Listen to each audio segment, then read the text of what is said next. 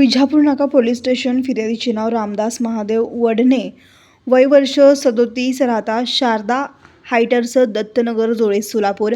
आरोपीचे नाव अज्ञात चोरटा, गेलेला माल 23,700 रुपयाचे भारतीय चलनी नोटा व बिसलेरी पाण्याचे 2 बॉक्स व 4 बॉक्स कॅडबरी चॉकलेट।